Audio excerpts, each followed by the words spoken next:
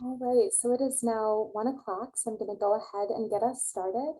Welcome to everyone, and thank you all so much for joining us for the 24th Annual Virtual Elder Abuse Conference, Evolving Interventions and Resources. This conference is presented by Caring Transitions of Syracuse. My name is Lauren Ulrich, and I am the Abuse in Later Life Prevention and Outreach Coordinator at Vera House. In addition to our presenting sponsor, this year we have 3 platinum sponsors, and those are Loretto, Onondaga County Department of Adult and Long-Term Care Services, and Syracuse Jewish Family Service. I'd also like to acknowledge our gold sponsor, Wegmans, and our silver sponsors, At Home Independent Living, Bousquet Holstein PLLC, Christopher Community Incorporated, Community Bank, Countryside Federal Credit Union, Fulton Savings Bank, Geddes Federal Savings and Loan Association, the Marone Law Firm, and Touching Hearts at Home. More information about all of our sponsors can be found on the Vera House website at the virtual resource table, and the link to that can be found on our conference registration page. The support of these sponsors not only funds this webinar series, but extends beyond the conference to continue our vital elder abuse education, outreach, and prevention work after this event. Just one final announcement before we begin today. The chat feature in this webinar has been disabled, but you're welcome to submit questions for our presenters via the Q&A feature, and I will be monitoring that Q&A throughout the presentation and bringing questions to our presenters' attention both throughout the presentation and at the end as well. So without further ado, I am very pleased to begin today's webinar, Taking Action, Assisting Victims of Financial Fraud. It is my pleasure to introduce you all to today's presenters, Robert Mascio, Director of Investor Education Outreach at FINRA, and Rachel Gibson, Director of the Center for Victim Service Professionals at the National Center for Victims of Crime. So with that, Rachel, I will turn the floor over to you to introduce yourself and to begin today's session. Thank you very much.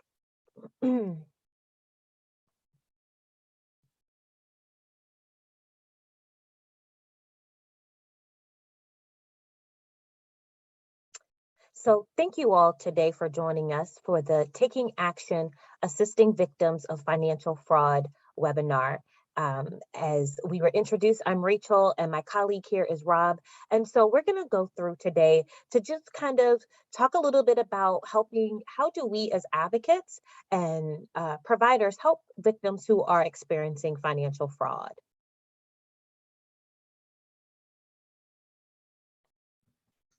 All right, so I'll kick it off. So again, my name is Rob Massio. I'm a director with FINRA's Office of Investor Education and the FINRA Foundation. Just a little background on me so you know where I'm coming from. I've been with the organization for over 15 years in a variety of different roles. And my roles within FINRA, they've ranged from investigative, specifically before taking my current role, I managed FINRA's vulnerable adult and seniors team, which looked into instances of financial abuse and exploitation of senior and vulnerable adults. My current role within the FINRA Foundation, I focus on, again, fraud prevention, exploitation prevention within our investor education group. So working more with advocates and individuals to help protect themselves from having that fraud or exploitation happen to begin with. And if the unfortunate event of fraud or exploitation happens, what resources are available for individuals? A little bit about FINRA. FINRA is a private not-for-profit regulator. We were put in place by Congress, but we are not a government agency. And we were put in place to regulate the brokerage industry. Now, we are overseen by the Securities and Exchange Commission. So they oversee us to make sure that we do that role that we were put in place to do. And our driving mission, it's investor protection and market integrity. And we tackle that through a variety of different ways by writing and enforcing rules, taking enforcement action when rules are violated, by conducting examinations of brokerage firms and their employees, and doing investigations and examinations of those firms and employees. Now, the FINRA Foundation, we are a wholly owned subsidiary of FINRA, and our primary focus is building financial capability for all Americans. And we do that through a variety of different ways, but a large function of what I do to fulfill that role is through research and outreach.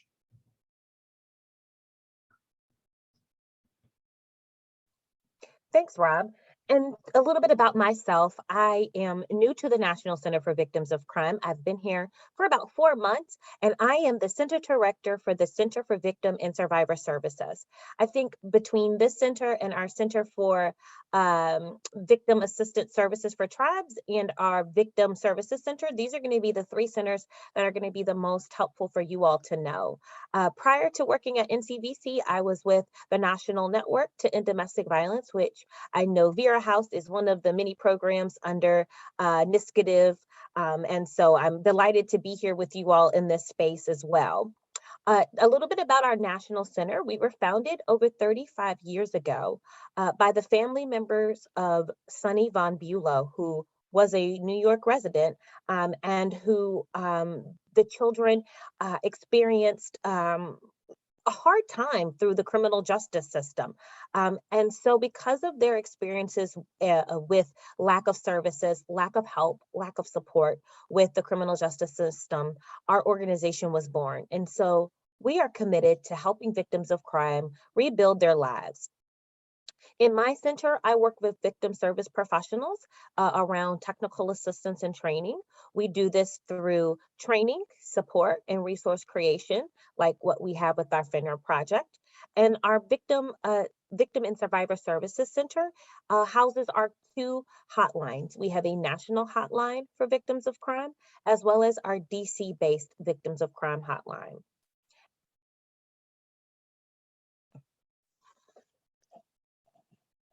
So we're going to talk a little bit today about what to expect.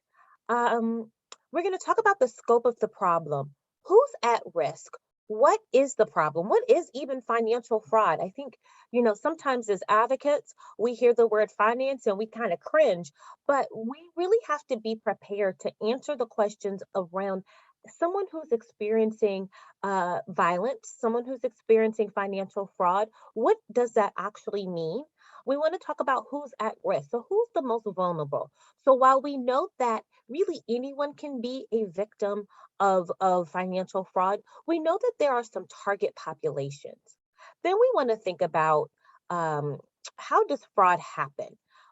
How does someone become a victim of fraud? What are the behaviors? What are the actions of someone who is trying to trap someone in through financial fraud? How does that happen?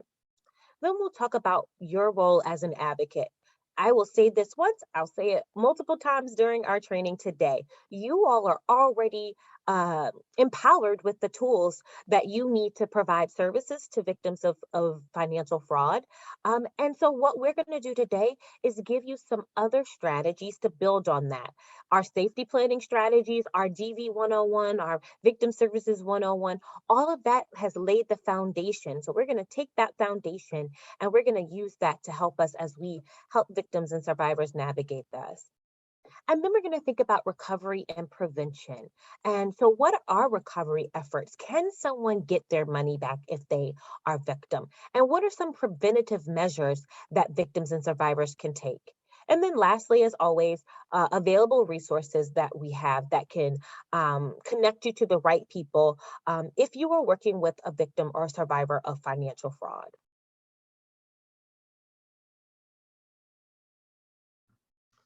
Right. So we'll start the whole programming off, and we'll talk about what exactly is the prevalence and impact of financial fraud. Now, you can't have a presentation without having that proverbial iceberg picture. So here we go. We've got the iceberg here for you all. And this is really a great picture and a great way to demonstrate what that prevalence and impact is when we're talking about financial fraud. So the first number that we'll talk about is 2.2 million. These are fraud complaints to the FTC, the Federal Trade Commission, in 2020 alone. Now, of those complaints, 34% indicated that they had lost money, amounting to $3.3 billion. Now, that's a ton of money. And the last piece that we want to highlight here is 1 in 18. So what does that mean? If you had a group of older individuals or a group of individuals, 18 individuals, 1 out of each 18 cognitively intact. So these are individuals that are not experiencing any kind of diminished capacity. we would say 1 in 18 are scammed each year. So that's a staggering number. And that's really what we know above the surface. That's that tip of the iceberg. The scary part, and the part that we really don't have a handle on, and we don't know, we can't fully quantify, is those unreported instances. Those are the instances that are happening under the surface, the individuals who have not elevated their concerns or their experiences with fraud. And that's a number that we really want to try and improve and get a handle on.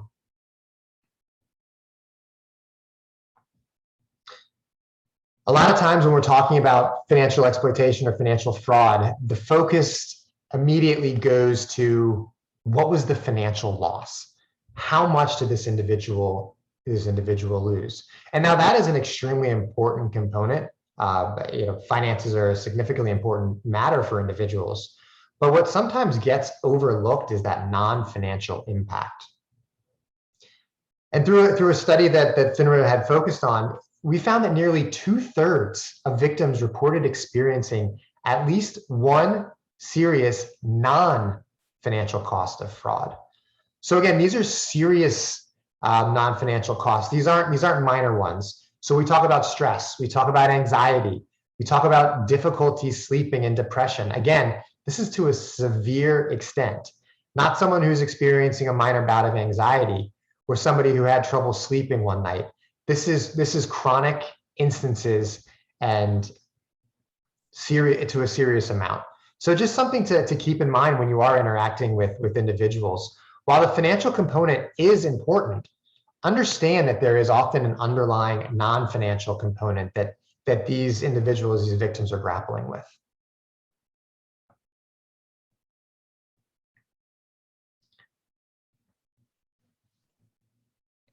Great. So who's at risk? Risk is going to look different for every victim, but we all have our stereotypical ideas of what makes a victim of financial fraud, but we rarely think that it can be ourselves or someone that we love. Fraudsters don't discriminate. They can target anyone, but we have to have the right information about the specific scam types and who is likely to be impacted. We also have to have an understanding about the specific populations of the victims that we're serving and why those particular areas are targeted.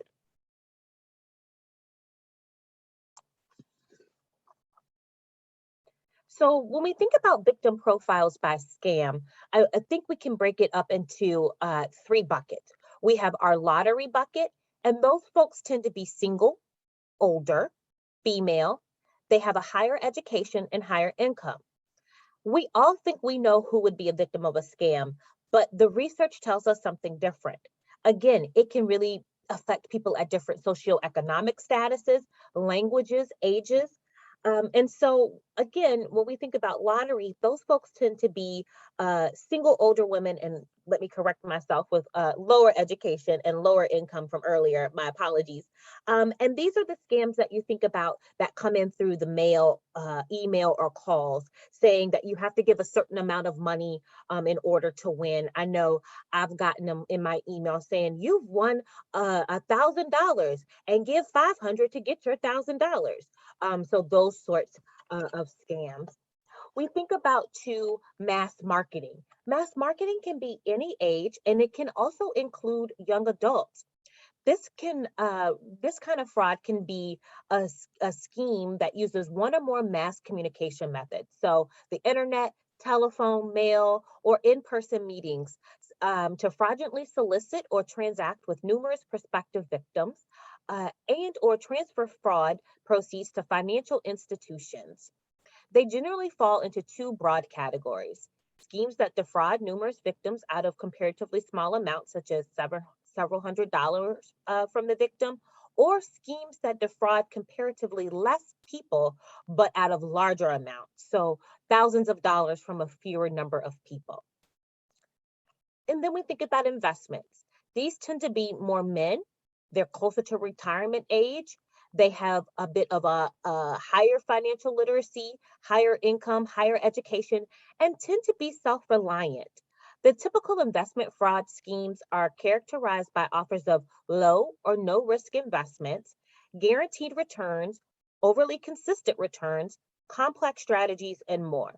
When I think about these type of investment schemes, I think about your Ponzi schemes, pyramid schemes, advanced fee fraud schemes. These are your typical Bernie Madoff type schemes. They are often part of affinity groups, and we'll talk a little bit more about that in our slides coming up. And all of these things can make certain groups more vulnerable to certain types of fraud.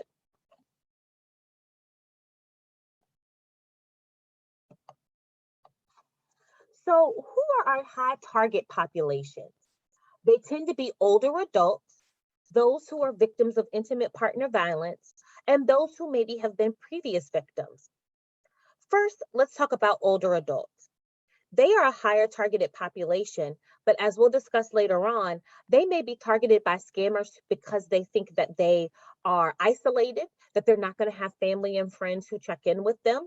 They may be older adults living on their own who may not have access to information or family or friends.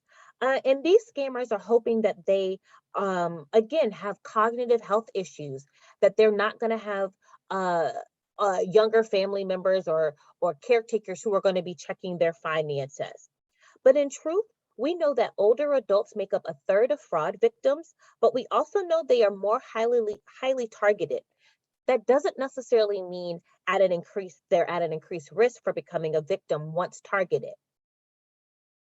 When we think about intimate partner violence, I think, again, you all know I'm preaching to the choir here. This is really about power and control. The abuser's power, wanting to make sure that that person cannot leave, cannot have access to supports. And so while we often think about this being the intimate partner violence as emotional, physical, all of that, we have to think about, how does financial abuse, financial fraud play into this? So again, financial abuse is often cited by survivors as the primary reason that they stay or will return to an abuser. Abusers will use survivors not having access to their funds. I was actually just watching an Inside Edition episode this morning about a victim of domestic violence where she fled and moved to California, but was forced to return because her partner had, in essence, gotten access to all of her money, had taken out credit cards in her name, had signed her up for schemes and scams. And so she was forced with her children to move back home because she didn't have access to her income. This type of violence may be a part of a bigger issue that, again, victims may be experiencing. When we've done some research and looked into research, we found that, in fact, intimate partner violence, financial abuse occurs in 99% of all of those cases. But when Americans were polled, only 78% of them recognized financial abuse as a form of domestic violence. How does this show up again? I talked a little bit about this, but it's limiting access to funds. It's reducing accessibility to family finances. It's opening credit cards in their name. It's signing them up for different options, saying that they're gonna get life insurance or anything like that. This type of violence can be subtle and progressive, but it can also be overt when we think about just not even allowing somebody to work. And then lastly, we're going to talk about, we think about previous victims. So previous victims are more likely to be new victims. We'll talk about this again. We have a lot to go over today, but in some, many scams lead to ID theft or their information is sold online. It's a vicious cycle. I think of it around poly-victimization, multiple types of violence, multiple types of abuse, multiple types of scam is happening. Some complex frauds are preparing victims for the net fraud while still scamming them, leading them to other types of victimization.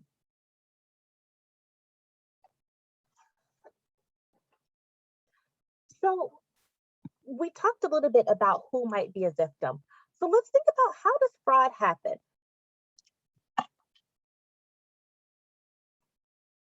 Who are the perpetrators of financial fraud? in the story I was saying earlier about affinity group, right? For male victims who are I think it was investment scams. It tends to be leaders of affinity group. So pastors, the person, their stockbroker, a financial advisor, someone who is leading a group of them, someone who might be like a community a community leader, someone who is the gatekeeper.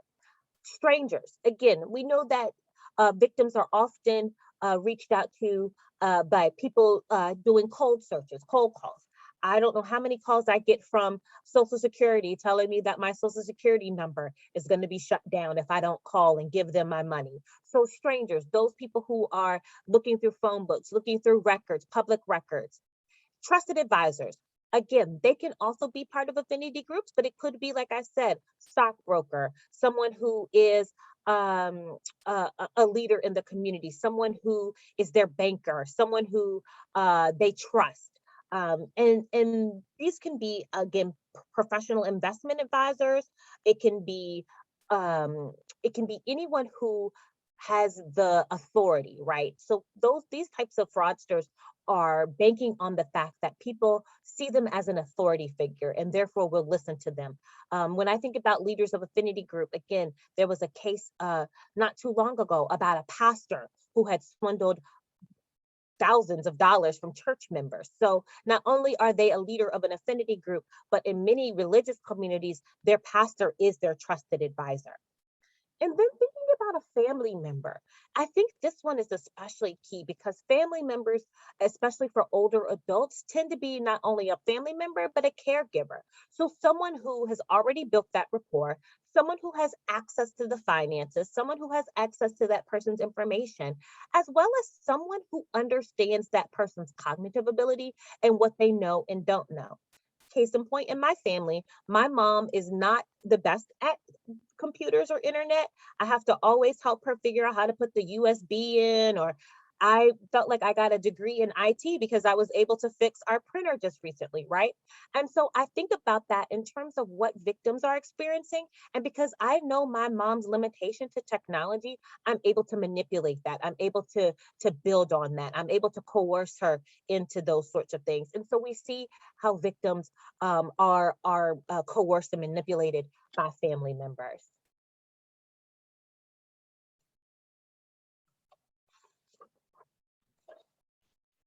So how do these perpetrators of financial fraud, how do they manipulate individuals? One aspect that we wanted to highlight, and this actually came out of a study that FINRA had done with the Stanford Center on Longevity, that focuses on the role of emotions when making decisions, and specifically financial related decisions. And emotions are extremely powerful.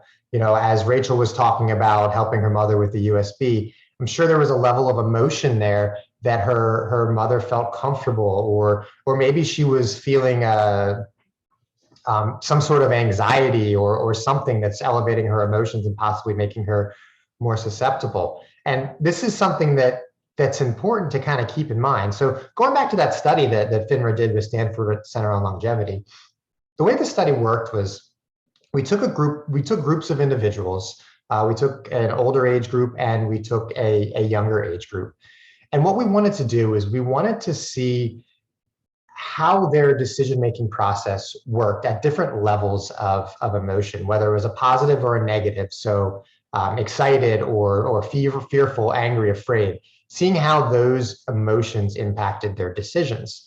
And the way that we did that is we used gaming techniques, and we got people's levels of emotions up and down through these different gaming techniques, and then showed these purposely misleading advertisements to see whether or not the individuals would be interested in investing in these misleading advertisements.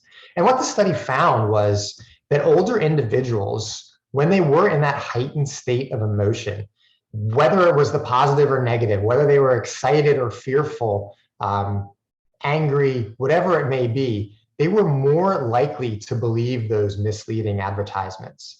So by elevating that level of emotion, they were more susceptible. Now, the same was not found for the younger group. This was something that really focused on the older individuals. And again, it's important to keep in mind, and this is something that we see fraudsters taking advantage of, putting people in that emotional state, whether it's through those IRS calls where clearly we know those are scams, and that the IRS isn't calling asking for payment. First of all, isn't asking for payment. Second of all, isn't asking for you to pay in a gift card. But by elevating that emotion, by threatening jail time, by saying I'm going to be coming to your house in the next 5 minutes, that's playing on that emotional piece that puts people in this state of mind where logical thinking might not be occurring. And on the next slide, Rachel, there are certain tactics that are also used. So we've got the emotional piece, but then there's the other persuasion tactics. Now, I want to make sure that this is very clear to everybody. The existence of these persuasion tactics does not mean something is a scam. As I go through some of these, you'll recognize these just in general marketing. Any kind of infomercial that you might see on TV, you're going to see a lot of these tactics in play, and these tactics do work. Because they work, fraudsters often will leverage them.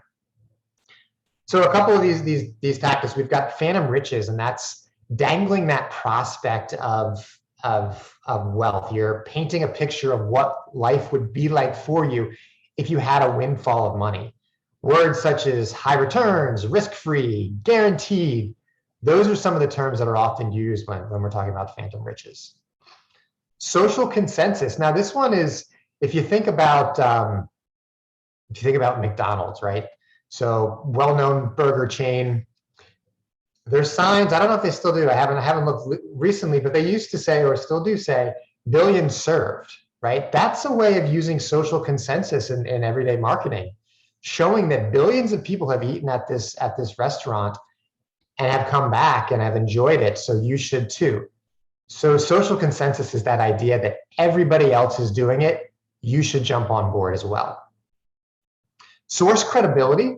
This is a powerful one, and it's really important to remember that credibility is something that can very easily be faked. We're here today. I put on a nice collared shirt. I'm not here in a t-shirt, and I'm doing that because I want to demonstrate a level of credibility. Again, if I was here in a t-shirt, you might not be taking me as serious as you are now. Hopefully, you're taking me serious. But source credibility, again, can be faked. You can also see source credibility in things like degrees or licenses or designations. I'm a super senior specialist, which I just made that up. I don't know if it's a real thing, but it's demonstrating that I might have more credibility than I do. Or I'm a senior vice president of XYZ. Come meet me in my corner office in the penthouse level of this building. Those are ways of demonstrating source credibility. And again, it can be faked. Reciprocity, you often see this with free lunches. So I'm going to give you something small in return for something larger. I'm going to pay for your $9, $10 steak lunch and hope that you hand over your entire life savings to me. And then the last one is scarcity. And scarcity is that typical, it's going fast. This is your one chance to do it. There's a limited number. It's a today only deal. If you don't act now, you're going to miss out. And again, you see this in everyday marketing. You can see it when watching an infomercial and it's showing how many items are left. There's only 10 left. We're selling out quick. Act now, or the little countdown clock. You've got another 10 minutes in order to take advantage of this deal. That's a play on scarcity. And again, fraudsters leverage this to take advantage of individuals. So the FINRA Foundation, I mentioned at the very beginning that we do outreach, we do research. So I'm talking more about some research that we've done. This is a recent research project that we did with the Better Business Bureau, where we focused on what separated victims from non-victims. And the way that we did this project, the way that we did this research is we looked at submissions to the Better Business Bureau's scam tracker. And so that's a system, if anybody's not aware, it's a great system. It allows individuals to put in instances of scams. So whether it's an individual who's come across a scam and wants to report it because they want others to be aware of it, they can report to Scam Tracker. Or if they were a victim of a scam, they can report to Scam Tracker. And it's a really neat tool because you can actually go in and you can see like a heat map. You can see, what scams might be popular in a certain area or what scams might be coming up. It's a great tool for individuals to use. We leverage it for research purposes at this time. And we really wanted to understand why people were victimized versus not victimized. So looking at the information that was submitted to Better Business Bureau, we found that 47% of people reported scams and did not engage. So these are individuals that fell into that group where they saw something and they reported it. They did not engage, they were not victimized, but they wanted to report it so other people were aware. The next subset is 30% of individuals, they engaged in the scam. So they asked questions, they answered the phone, they continued the dialogue with the scammer, but they were not victimized. So for some reason, something happened along the course where they engaged, but they said, you know what, this is a scam. I'm not gonna continue down this route. 23% of the individuals that we looked at, they engaged and they were in fact victimized. And again, we wanted to understand what might separate those victims from non-victims. Next slide, Rachel. One of the common themes that we saw by doing this research and by interviewing individuals who have reported to Better Business Bureau, a lot of these statements that we saw from the victims, they were much more likely to agree with some of these. So the individual on the other end of the phone, they seemed official. So they had some sort of source credibility, right? Or they felt that they were under time pressure. Again, that's that scarcity. I had to do this now, or I had a small window of time. If I didn't do it, I was going to get in trouble. They thought the person was nice, was another common trend that people agreed with. And they also said that they were worried about missing out on an opportunity. Again, that scarcity play. So it shows that those persuasion tactics were demonstrated in the interviews that we conducted and the research that we conducted with Better Business Bureau through this Exposed to Scam study. Another area that we found that really separated individuals related to the idea of social isolation. Now, I'll preface this by saying that this research, our research project, was based on submissions that were done pre-pandemic. So this was social isolation before people were forced into social isolation because of COVID-19. And we found among those respondents who engaged, there was two different kinds of social isolation that was present. And this is important to remember as you're out there in your advocacy role, because people might actually have individuals around that they can talk to, but they choose to put themselves in a state of social isolation. So one of those types of social isolation, again, it's people that chose not to discuss with other people. There was one individual that I remember from the interviews. They had indicated that they were approached by this individual. They had their daughter who was living with them at the time and knew that they could talk about this opportunity, if you will, with her, but didn't want to bother her, didn't want to bring it to her attention, didn't want to bother her. So again, put herself in a social isolation state. Another individual was afraid to bring it up to their children because they were afraid that they were going to convince this individual that it was a scam or that it wasn't real. So again, they put themselves in a state of social isolation. And then of course there's social isolation in the traditional sense where they had nobody around. There was nobody that they could talk to. And when social isolation was a factor, these individuals were more likely to lose money. And again, that's just something that's really important to think about from an advocacy standpoint, because you all can really play a role in breaking down that level of social isolation. So by picking up the phone and talking to an individual, being that person to really just be there for them can help protect an individual from scam and help diminish their susceptibility. Now, of course, I mentioned the Better Business Bureau Scam Tracker Exposed to Scam study was done pre-pandemic, and now that we're hopefully coming out of the pandemic, but COVID-19 also played a strong role in individual social isolation. It also played a strong role in people's financial insecurity, which was another factor that we found separated victims from non-victims. People that were feeling financially insecure or didn't have the ability to come up with, say, $2,000 to cover an emergency need, they were more susceptible to being a victim. So again, it's something that's important to keep in mind in light of COVID-19. Now, I'll briefly touch on some of the COVID-19 scams. We won't spend a lot of time on this, but fraudsters, they are very quick to shift gears and to take advantage of whatever the current hot trend, the current natural disaster, the current whatever it may be. We see this with earthquakes and hurricanes. We saw it with COVID-19 related scams. So scammers, they leverage COVID-19 in a way to exploit individuals. We saw an increase in scams related to sourcing of PPE, sourcing of different testing. We're seeing it with vaccines or vaccine cards, fraudulent vaccine cards. So again, these are scammers that have really shifted gears. They've taken advantage of the current environment. Going back to the Better Business Bureau. So I talked about the study that was done pre-pandemic, but we did a little refresh and we took a look with Better Business Bureau at what some of the scams that we saw in 2020. So these were scams that were reported to the Better Business Bureau in 2020, so during the pandemic.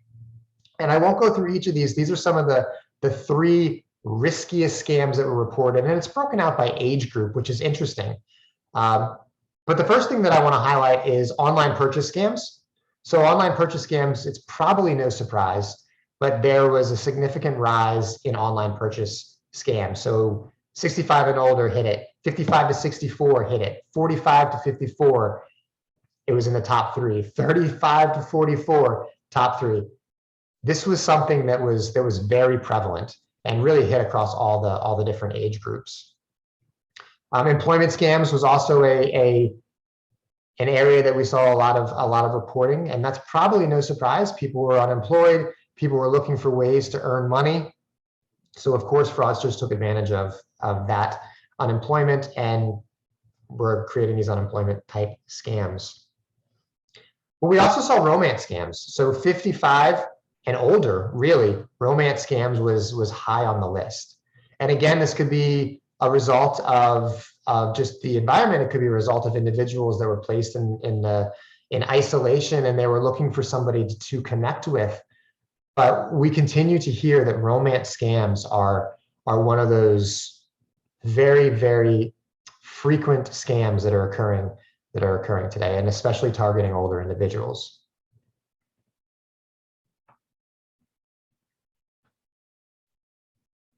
I'm going to turn it back to Rachel, who's going to talk a little bit here about the advocate's role and how the advocate can play an important part in helping individuals with financial fraud. Thanks, Rob.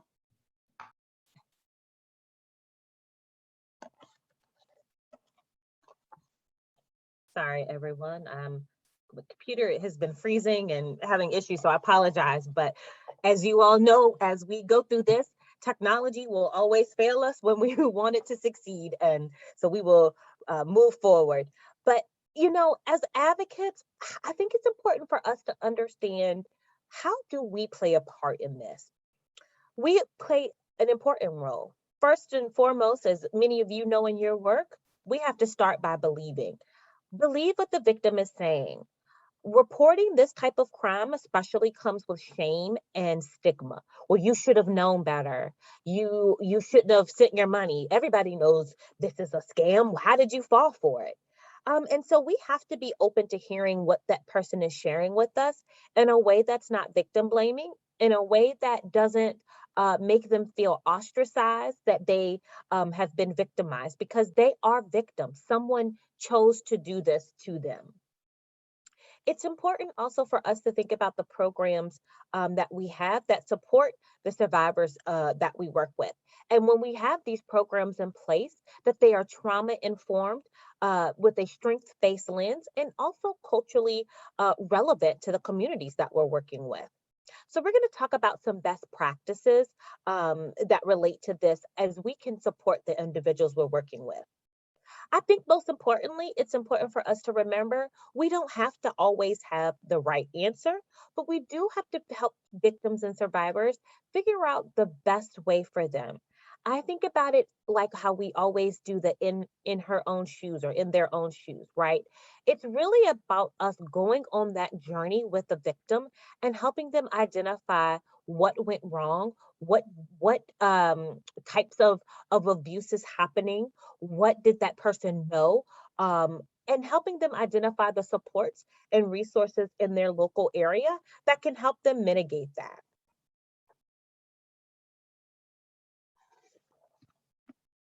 So one of the things that I've heard from folks is that, well, this type of victimization isn't as serious or doesn't cause as much trauma as physical abuse or sexual abuse. And we have found that individuals who have experienced financial fraud can have the same emotional needs as those who have experienced violent crime. Impacts do not account for those, whether something is legally severe, such as the person-to-person crime. And we also have to take into account how people experience trauma, right? We all know that trauma manifests in different ways for different people. Two people who've experienced the same event may have two different trauma responses. And especially when we think about how domestic violence plays out, again, the way in which a domestic violence victim may experience not only domestic violence, but financial fraud and the trauma around that may look different. When I think about trauma, I think about it as a result of a uniquely disruptive event or events in the life of an individual or family. This event becomes traumatic when it strains one's capacity beyond what is typical and exceeds one's normal ability to adapt and change. So thinking about the fact that if we're working with older adults, they've saved up their life savings and now they've experienced financial fraud, that's going to be traumatic. That's going to be cause for someone to have an emotional response, to think, now that I've worked 50, 60 years, I have nothing to show for it. For victims who are ready to leave and they are seeking new housing, seeking support, and they realize that they have been a victim of financial fraud, that can be devastating for them. Everyone has their own fluctuating equilibrium of balancing stress in their daily life. Trauma throws off an individual's equilibrium. And so that means that, again, the way in which I might experience trauma might look different than Rob, might look different than someone else. And so we have to be mindful of that and be able to support victims in that.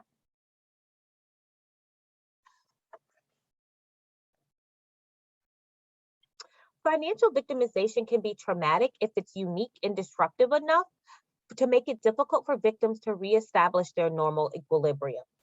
It's times like now that finances are stresses for many people.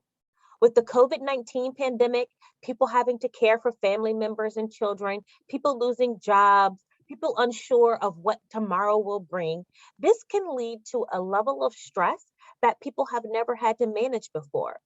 When you add on the traumatizing experience of domestic violence or intimate partner violence and the traumatic experience of financial fraud, this can really cause victims and survivors to really have a struggle, to really be unable to cope, unable to deal. And so this is especially true when we think about how this manifests with the victims that we work with.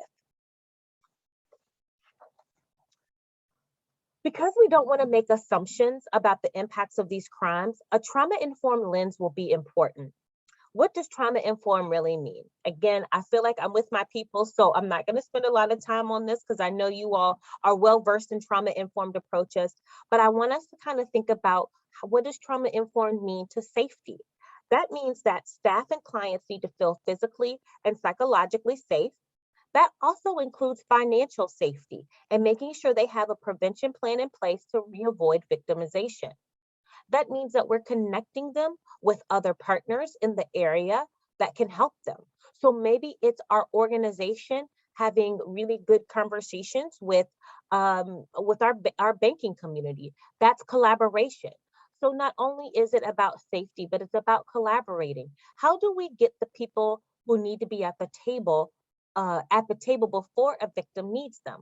So not only is it finding those resources and support, but it's also educating maybe our local bank, maybe our local community organization around the experiences of domestic violence and helping them identify what intimate partner violence may look like for the community that they're working with a trauma-informed lens, while also taking into consideration how financial fraud may play into that.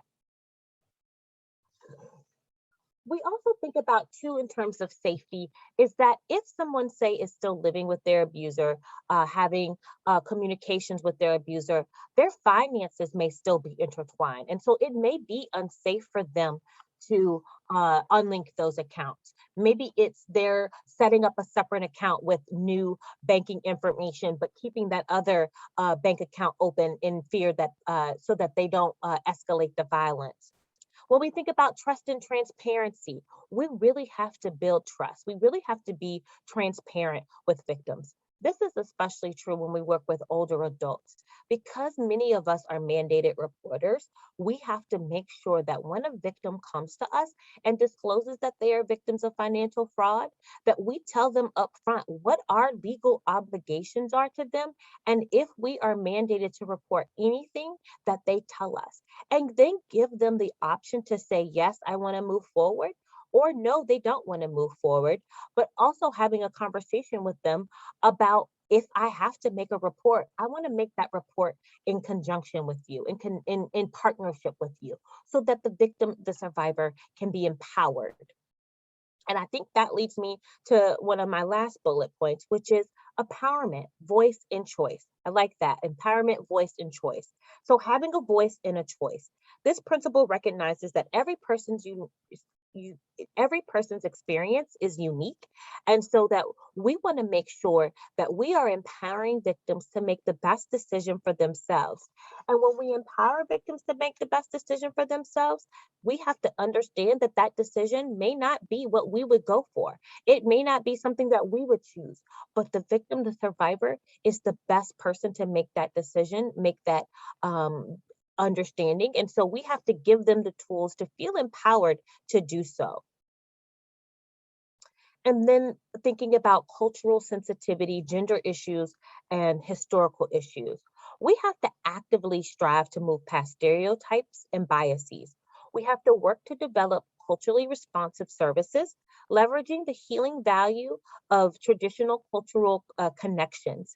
So again, when I talked about in the earlier slides about affinity groups and trusted advisors, those are going to be the gatekeepers to communities. When we think about immigrant communities, when we think about communities of color who not only have a distrust of services, but also have different ideas around finances, who may have different approaches to financial abilities. So we have to make sure that we are understanding what those are, understanding the limitations to our services, and again, making sure we meet them where they are with the tools and resources we can to provide for them.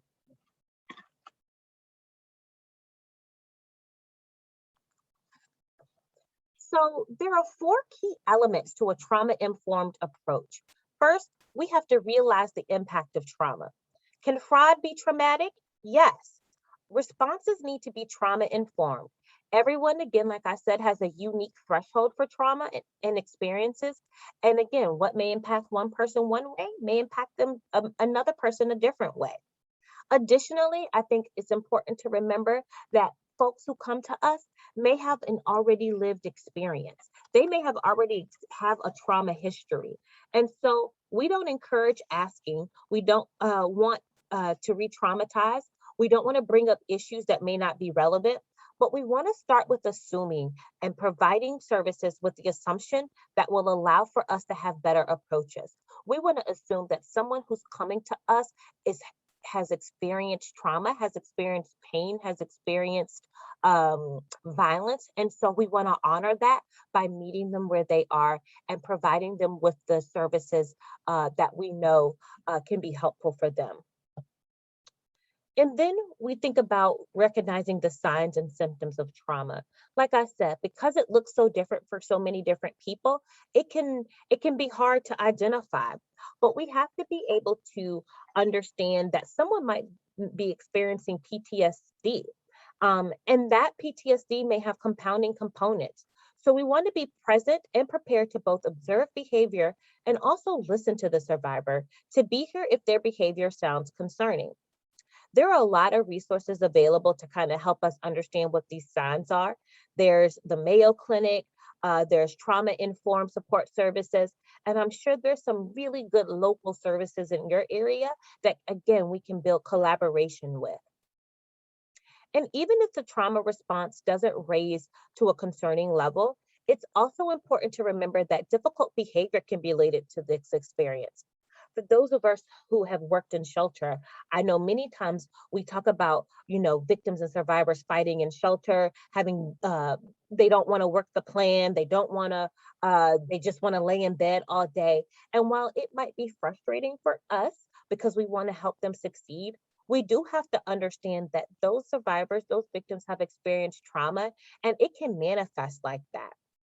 Anger, non-responsiveness, desire to tell stories. These are all ways in which someone is trying to tell us that they need help, that they are experiencing trauma without verbalizing that they're experiencing trauma, because they may not even have the words for it. And then we want to think about responding by integrating knowledge about trauma into policies, procedures, and practices. I think this is going to be important because we can talk about trauma-informed approaches all we want to, but if our policies don't reflect it, if our procedures don't reflect it, and if we're not actually doing it in practice, we're really not serving victims and survivors. So it starts from the CEO all the way down to the frontline advocate. Each person at their role has to be taking trauma-informed approaches to their work. And how do we create policies that don't always victimize, that don't penalize survivors, but create policies and procedures that are helpful, that can help victims and survivors navigate the system? I always think about when I worked with shelter programs is the policy needed? Is the procedure needed? And what goal are we trying to serve? And so if we figure out what goal we're trying to meet, especially when we think about trauma-informed approach, we really can think about how we serve victims of financial fraud and victims who are experiencing financial abuse. And then lastly, we want to resist re-traumatization. As professionals, we know that all we have talked about on the last two slides may be relevant for an individual and respond with care and compassion. And so when we respond with compassion, we have to think about, again, how do we do it in a way that doesn't re-traumatize someone? So don't ask for elements that you don't need to know. Be prepared to listen if they want to talk and process, and then validate. The other piece is, especially when we think about ways in which victims of financial fraud are experiencing abuse, is don't blame them for it, right? Like, don't say, well, you should have known better. Don't say, well, why didn't you keep your money better? Don't re-traumatize because they've probably heard that from other people. And when they finally reach out for our services, this could deter someone from reaching back out.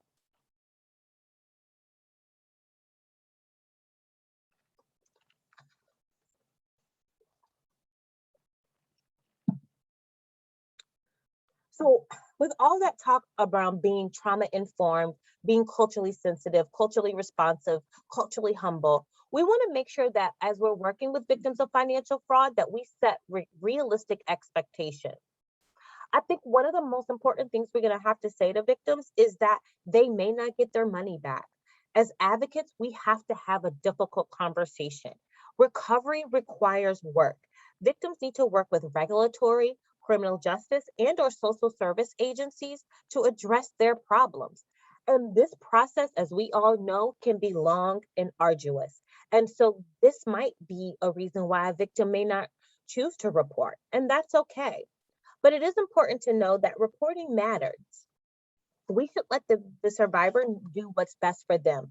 Many times, reporting means that we can get it on the books, that we can start having investigations, that we are keeping a record of this type of behavior. But remember, not every survivor wants to report, and reporting actually may not be safe for every survivor. Think about, again, when we talked about victims who are being victimized by family members or a caregiver. They may not feel safe to do so because that caregiver may stop giving them their medicine if are living with a disability or have health needs. They may feel like reporting could escalate the violence. But again, when we think about reporting, we have to make sure that, especially when we're working with older adults who might be experiencing financial fraud, that we are letting them know what our obligations are and what our reporting requirements are. It's important to let victims and survivors know that there may be silence. Some agencies may not be in communication with victims beyond the initial reporting. I know that I have often reported Social Security scams, and I know if everyone is getting those extended warranty calls from people, right? And I try to report those, but after I make my initial report, I actually never hear anything back. And that might be true for victims who are experiencing financial fraud. But it doesn't mean that the reporting isn't important. For instance, filing a Federal Trade Commission affidavit does not cause a case to be opened and pursued, but the affidavit filed with the FTC will allow victims to assert certain victims' rights with credit reporting companies. Further, reporting helps agencies share information with other consumer protection organizations that may be working on the prevention and intervention and detecting of fraud more broadly. Like I said earlier, not only does the recovery take work, it requires you to, I think in a lot of the crimes, when we think about financial fraud, when we think about technology, these are crimes that oftentimes we are required to do our own evidence collection. And so when we think about that, financial recovery may be difficult to achieve. And so it's important to think about too, what would be a resolution for the victim? And so how can we help them get resolution with the understanding that resolution may not be that they get their money back, but they have reported it, that someone is investigating, and that people are now on watch. There's also civil remedies. I think quite often in our work, we want folks to go through the criminal justice process. And I think that, works for many victims, but like I said earlier, that may not be an option for everyone. So a civil remedy may work for some cases, meaning that the victim may be able to sue the perpetrator. If the lawsuit is successful, the perpetrator may be forced by court order to return some or portions of the assets lost to fraud. This, though, is often difficult because the perpetrator may not be known. If we think again about strangers, I remember working a case where it was probably 100 plus victims of a white collar crime, and they wanted to sue, but because of so much money that was lost and because the perpetrator was overseas, they weren't actually able to get recourse that way. And then again, I talked a lot about this, but I want to make sure we're clear that we want to make sure we're reframing recovery. So recovery is not only about finances, but also what is the victim facing? Any emotional trauma that they're experiencing, any sort of health crisis that they may be experiencing, their mental health may be affected by this. And so we want to really think about, what does recovery look like? It may mean that now that person has set up Norton LifeLock on their credit scores. Maybe it's that they are now seeking a different banking service who has credit monitoring, or who has the ability to help them navigate their finances. And so Again, recovery might look different for everyone, but it is a health feature or a health factor, because if someone can get recovery, that means that they can be on the road to self healing, um, to finding new ways to take back control of their lives.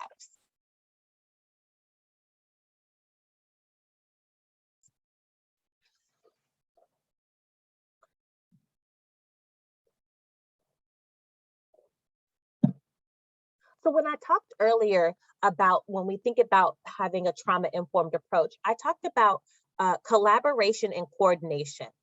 I always tell people we have to have our partners at the table, not only at the table, but decision makers at the table before we need their services.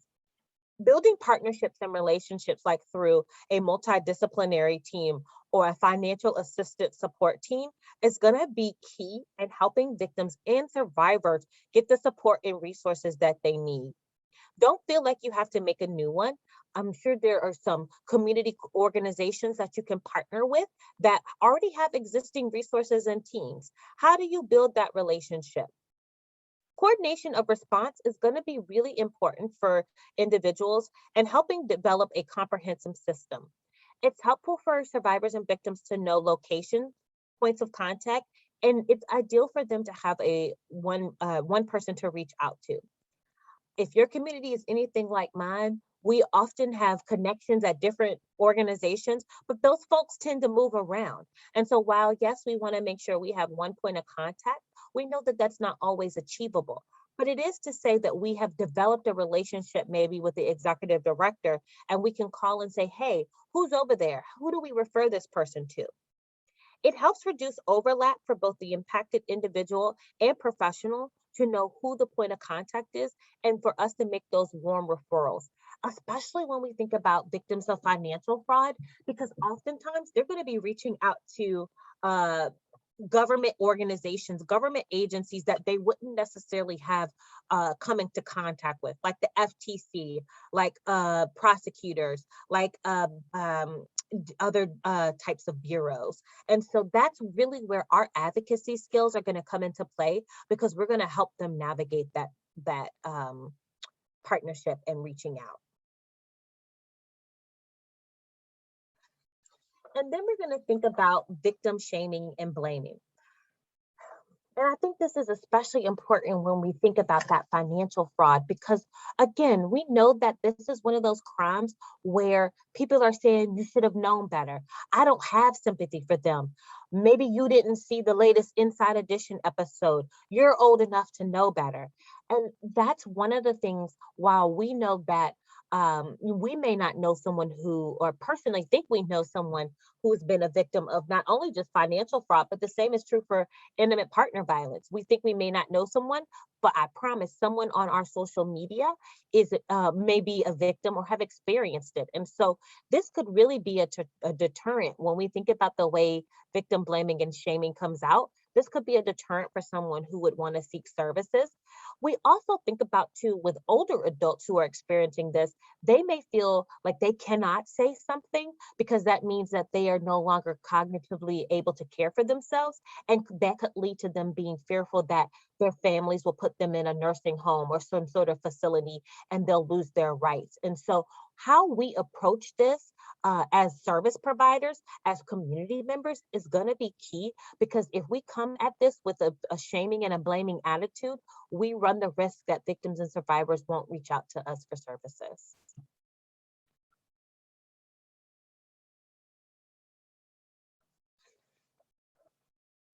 So what does recovery look like? How do we think about it? Recovery may look different for each victim, and it's important to note that even though the time frame for losing money or investments may be quick, the recovery process is long and hard. And like I said again, they may not even get their money back.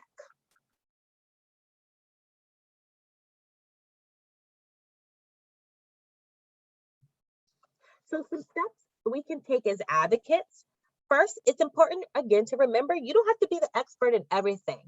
I think, our work always requires us to be the Jack Jill of all trades, but the master of none, right? Like we have to be mindful and smart in a lot of different things. But as advocates, it's okay to not know. It's okay to be unsure. I know even when I worked at the program, I was our economic justice coordinator. And I felt very uncomfortable in that role because I didn't know how to balance my own checkbook, but I was trying to help victims and survivors. And that's okay, right? We take the tools that we have and we build from them. So if we are safety planning, our safety planning strategy is going to include financial fraud. So how do you lock down your accounts? How do you report something to the Federal Trade Commission? How do you reach out for help around this? There are tools and resources that we can use to help us navigate this. Our job as advocates is to help victims and survivors identify what's happening and then what they can do to move forward. When we think about resource referral, who in our community is doing really good work that can help victims? Who's already doing this work? Who are the cultural leaders in that community? We can think about mental health. We want to be mindful about this. So while yes, we may want to make referral to mental health services, this shouldn't be our first suggestion. We want to make sure that, again, victims don't think that we are saying that they have mental health crisis because someone chose to victimize them. But we do want to say that what you experienced was traumatic, was scary, could have been dangerous. And so you might have a lot of feelings. And so talking to someone about that can be helpful for you. And then lastly, thinking about reporting. Reporting is an option. We can consider if, again, we believe that the person may have cognitive or disabilities that maybe would warrant adult protective services to get involved. But if we are going to make that referral, if we're going to make that call, we do it in conjunction. We do it in partnership with the victim or the survivor. There may be times where we have to do this, but we always want to make sure that we've empowered survivors to understand what's happening, what next steps are going to be. That goes back to that trust, that transparency, and then working with them afterwards to make sure that that process was as painless or trauma-free as possible.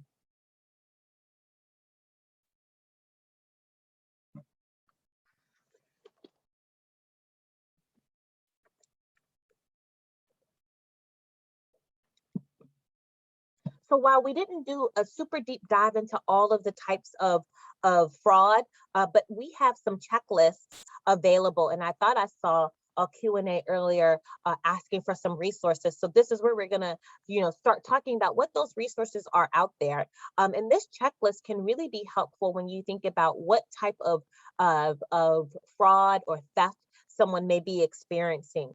These are 4 really broad categories. We have mortgage and lending fraud. As someone who just purchased a home, I know how stressful the home buying and lending process can be. And there are people out there who want to make sure that people can't get homes and that they fall victim to this sort of lending or mortgage scheme.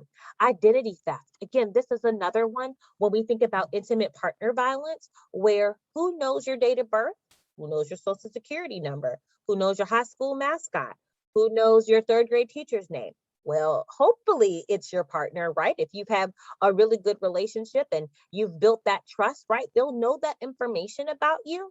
But it does mean that if an intimate partner knows that information about us, they may be able to use that information to get commit identity theft, to open accounts in their name, to have their bank account information wired to their email. So that's important. And then we talked a little bit about the investment fraud and mass marketing and other types of fraud. So you can check out these checklists on our victimsofcrime.org website, and we'll share that information on our resources slide.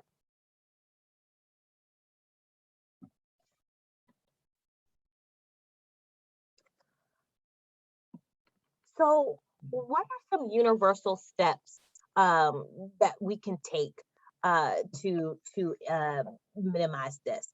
I think one of the things that is going to be important is documentation. Document what that person is experiencing. So when we say discontinue all engagement, again, you've heard me give a lot of advice, but I always put a caveat on that, right? Because we know as domestic violence advocates that if we discontinue all engagement, that could actually escalate the violence. So when safe, discontinue. But again, there are ways in which victims and survivors can minimize some of their risks that can help them not share as much information. So maybe it's that my perpetrator has access to all of my bank accounts. Or maybe now I use just Cash App to transfer or give money. Maybe it's I am discontinuing going to that church if it's my pastor. Maybe it's changing the power of attorney that I have from one of my children, maybe to another one, if I think that that's happening. And so again, when we think about that discontinuing, we're thinking about how do we do that in a safe way? How do we minimize what that person has access to?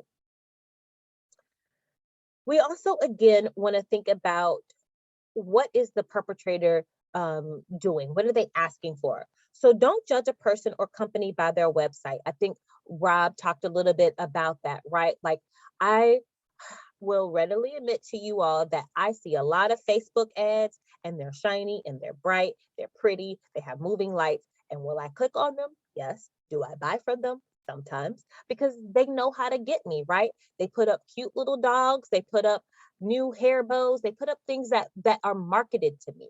And that is something that we have to, think about with the victims that we're working with, is that, if they see a website and it's flashy, if they see an ad and it's flashy, be critical of it, be mindful of it, because it could have been set up quickly and it could be a place where they're trying to get information.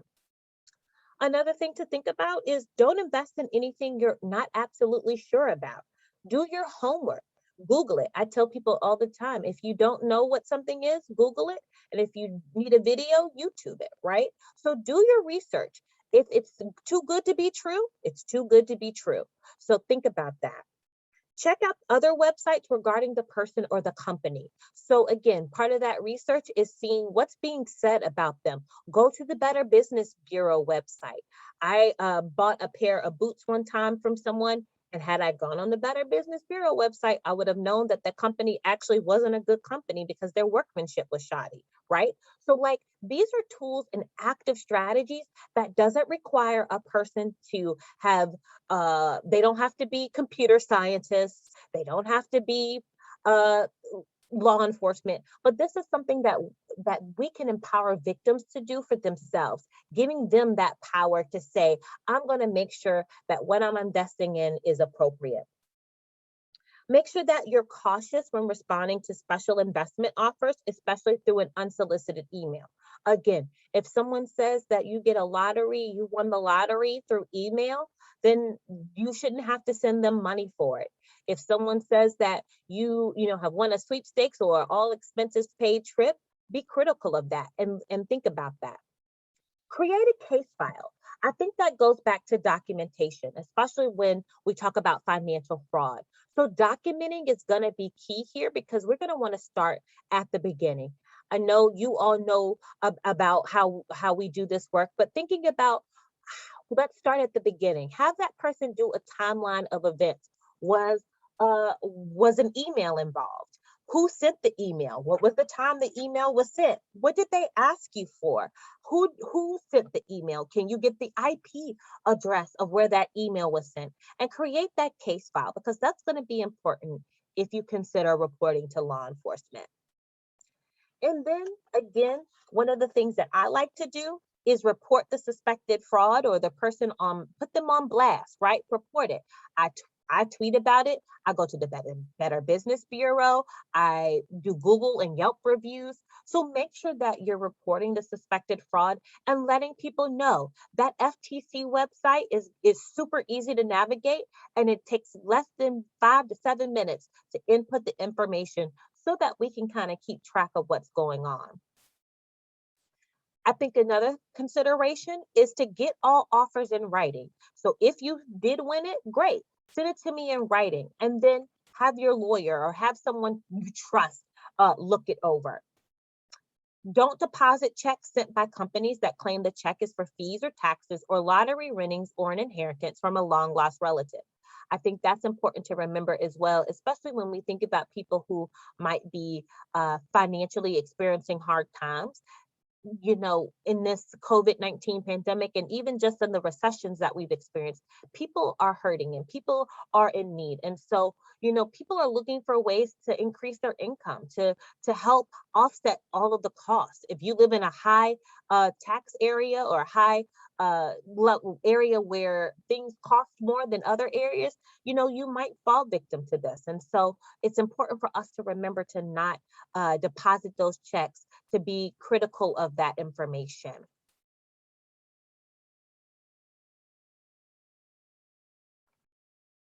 All right. Now we're going to quickly go over just some high-level prevention and intervention tips, things that can be done, and then we're going to move into some resources. I know somebody had asked a question in the Q&A about specific resources that might be available to help individuals, and we will get to that in the resource section. We do have a lot of different information that we'll talk about that can be really helpful. So we will get there, don't worry. But first, we're going to talk a little bit about prevention and intervention. And I want to start by talking about a research project that FINRA has been working on with AARP, their Fraud Watch network. Rachel, if you wouldn't mind, go to the next page. Next slide here. Perfect. So again, this was a partnership where we worked together to understand a little bit about chronic fraud victimization. So individuals that are chronically succumbing to fraud. And we initially hypothesized that chronic fraud victimization is a response to a certain type of chronic vulnerability that they might be experiencing. And through our research, through interviews with individuals that were chronic fraud victims, we've identified several different areas and different opportunities where individuals, companies, organizations, whatever it may be, can play a role in disrupting that cycle of fraud. So again, 4 different areas where you can support or identify or disrupt, depending on what your role is. And these are back one more. These are the four different areas: situational factors, triggers, motivation, and ability. And I'll talk a little bit about what each of those are. So focusing on the situational factors, this would be some sort of a dysfunction that disrupts judgment or derails kind of that good intentions. And this could be something such as isolation, loneliness, certain stressors that may occur. The loss of a spouse is something that could be one of those situational factors that make people more vulnerable. And I think as advocates, this is an area where people can play a role, being that sounding board, reaching out and talking to different individuals. Being that support system can help, especially in these chronic fraud situations. The next area is trigger. So this is a specific kind of like a catalyst or something that creates some kind of an emotional response. And the easiest way to think about this is that urgent phone call telling you to do something, that the IRS is on the phone or whatever it may be. That would be a specific trigger. Some sort of imminent danger, could be a romance, that could be a trigger. A promising windfall, those persuasion tactics, scarcity, that could be a trigger that causes someone to move into the chronic fraud victimization. Motivation, that's a persistent core need or value that really drives the behavior. So again, when we were talking to some of these chronic fraud victims, this was an area that continued to that came up. People talked about that need to be acknowledged or cared about, felt loved or felt important. The need to leave a legacy for their family drove individuals to these situations and caused them to be more susceptible to these chronic fraud instances. I remember talking with one individual who indicated that it was an investment related scam, and the individual was told, listen, we're going to fly you to New York. The person had never been to New York before. They felt really important. We're going to fly you to New York. You're going to meet with the partners. We're going to do a tour of the facility. All these things played into that motivational piece and made this person feel important, which kind of continued to drive this individual's involvement in this fraud. And then the last one is ability. That's the ability for an individual to access funds in order to really respond to the perpetrator. So it could be access to money, it could be the need for money, or this could be cognitive impairment, unfortunately, which could play a role in the individual's ability to access funds or delineate what is a legitimate versus illegitimate opportunity. So again, this is a project that we had recently done with AARP, the FINRA Foundation, and AARP Fraud Watch Network. But it was an interesting research project where we found some interesting areas where we hope to continue to dig into down the road. All right. Now I'm going to go back to our Better Business Bureau and talk just briefly again, because we got so much good information out of this Exposed to Scam, what separates victims from non-victims study that we did. And we looked at, again, what could reduce the likelihood of an individual engaging. And that saying, that old adage of knowledge is power, really rang true as we continue to talk to individuals and do our research in this study. And this is something that's really important for advocates, for people in financial services, people dealing with anybody who could be susceptible, to remember that knowledge truly is power. And this is knowledge in a couple different ways. Simply knowing about different methods that scammers can take can cause an individual to not engage or not lose money. Knowing about specific scams that people are targeted for and having experience with scams are key factors that move people from that engagement or that victimization category. We found that simply just knowing about scams reduced individuals' engagement and ultimately reduced their vulnerability if those individuals did engage. So I can't stress it enough, the fact that knowledge truly is power. The more that we can talk to individuals about what scams look like, how they operate, those red flags to pay attention to, the better we can help protect them from engaging and being victimized. All right. Here's the section everybody's waiting for, right? The resources. Rachel, I'll let you start. Sure. And, you know, you don't have to know everything, like I said, but there are some really great resources out there. First, we'll highlight our Taking Action Guide. And I really love this guide because it is a lot of information, but it allows for you to navigate it as you want. And so there is a section in there for each type of fraud that someone might be experiencing to help, as an advocate, help you understand and help you kind of figure out what are the fraud types, what are some prevention tips, and how do we support individuals. And you can download this on our victimsofcrime.org Taking Action. And I think it's a really good tool because it's so robust, but it allows for you to kind of see and use it as you need it. And then our Victim Connect Resource Center. And this resource center is a weekday helpline for all victims. I know there's the National Domestic Violence Hotline, and we have RAIN and some of our other crime-specific hotlines, but this specific hotline is really for all victims of crime. So even if someone may not have experienced domestic violence, I know I used to work our state hotline, and we would get a lot of calls that didn't meet the domestic violence threshold, but they were still victims of something. So we have this really great national hotline that can be a resource tool for victims. And so you can utilize this through chat, call, text, or through our website.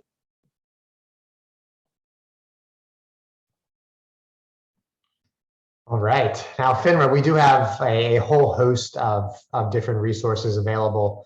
Our resources are available at finra.org. So FINRA.org. I'll highlight just a couple, but I would encourage you all to go and take a look, especially if you are looking for different articles, different pieces to put in front of individuals. I know somebody put in the Q&A, they have a situation where it's an apparent fraud, and they want to be able to put some information in front of them to say, hey, look, other people have experienced this. This is a fraud. This is what it looks like, and that that truly is a great way to try and educate and convince an individual that what they're experiencing is a fraud. I know that's something that is often extremely challenging for individuals in an advocacy role, because people don't want to admit that it's a fraud, right? But by simply putting a document in front of them, letting them digest it on their own terms, and reading about other people having experienced this, it can be a very valuable tool. Another tool could be Better Business Bureau Scam Tracker. You can see some of the different scams that have occurred. So I would recommend FINRA.org. I would recommend Better Business Bureau. AARP has some great resources. There's a lot of information out there. But talking specifically about FINRA, so one of the resources I really do want to highlight is our Securities Helpline. This is a dedicated group. This was a program that I used to run prior to moving to my current role. And it is a toll-free phone number that anybody can call if they have concerns about securities-related, investment-related questions, concerns. You will talk to a live person. They will be able to point you to resources. They'll be able to point consumers to resources, be able to answer specific questions that they might have if there's a question about their brokerage account or anything like that. It is a one-stop shop resource. So if it's something that they can't address or it's not within their jurisdiction, they will make sure that the individual is directed to the appropriate area. So a fantastic resource. I would highly encourage you all to write down the number 844-57-HELPS or 844-574-3577. We also have a lot of different resources again on our website. We have investor-focused insight articles that talk about certain items that we might be seeing within the marketplace. A lot of great resources there. I have too many to go through right now, but I would encourage you to take a look. There is a specific investors section on our website where you can find a lot of this. We also have our Fighting Fraud 101 brochure, which has a lot of great information, really helpful for advocates in your all's role. So again, I would encourage you to take a look at that. The next area, FINRA Broker Check. This is a tool. This is an external facing system where individuals can look up whether an individual is registered to transact in the securities market. So again, another place that I would highly encourage you to bookmark, to flag. If somebody is looking to invest, they are looking to deal with an individual in the securities industry, it is so important that you make sure that the individual is registered. And you can check registration through Broker Check. You can see whether they're registered, what licenses they hold, if they have any disciplinary history or disclosure history. You can see where they work. You can look up a brokerage firm to make sure that it is an actual brokerage firm. You can pull up the phone number for a brokerage firm and call to ensure that what's being offered is actually a product that's being offered through that brokerage firm. So a great resource, a great website. If it's somebody that's registered as an investment advisor and it falls within the jurisdiction of the Securities and Exchange Commission or a state regulator, Broker Check will actually direct you to the Securities and Exchange Commission's similar website where you can get that same information. So if you head to Broker Check, you can either get the information on Broker Check or it'll automatically link you to the Securities and Exchange Commission to get that same type of information. So again, I would highly encourage you to flag FINRA's Broker Check. A couple other resources. I know I mentioned the Better Business Bureau, AARP. The Cybercrime Support Network has a lot of really great content. Their website is fraudsupport.org. The CFPB is another Consumer Financial Protection Bureau, government agency that has a lot of great resources on debt collection. The National Elder Fraud Hotline, another hotline that you can call if you're looking for resources. And then NCVC's TTA portal as well. So again, these are just a few of the great resources that are out there. There are so many. And the great thing about these organizations is that we all work together. So the important thing is to make sure you reach out to somebody who can then make sure that you get to the right place. So don't feel like you have to have all the answers, as Rachel said. You reach out to somebody, say it's the securities helpline. They'll make sure you get to the right place. And I did want to highlight two other good resources, and I'll make sure I provide it in follow-up, is the National Clearinghouse on Abuse in Later in Life. They are a government technical assistance provider, and so their resources are free, and they are here to support domestic violence and community-based organizations like yourselves, as well as the National Network to End Domestic Violence. They have a really good project, the funded by Allstate Foundation, around financial empowerment, as well as their Safety Net project, which does intersections of technology misuse and facilitated abuse. And both of them do work to help with domestic violence programs. Again, they're a national TA provider, and so they have a lot of really great resources and tools that can be supportive for you. Great. And with that, I think we're pretty much right on time. So on behalf of Rachel and myself, I'd like to thank you all for staying with us through this presentation. We hope that you learned something. Remember all these different resources that are out there. The Taking Action Guide is a great one. I would highly encourage you to download that one, take a look through it. It is a great resource. But hopefully we provided you with some great information and some great takeaways that you all will find very beneficial in your daily roles. Absolutely. Rob and Rachel, thank you both so much for being here today. This was just a wealth of information and knowledge for all of us in this work, so we really appreciate your time. We have had a request that the PowerPoint be sent out to everyone who attended today, so I see you both nodding, with both of your permission, I can certainly do that. But again, thank you so much. And to everyone who attended today, thank you so much for being here. We really appreciate it. We hope you have a wonderful rest of your day. Thank you, everyone.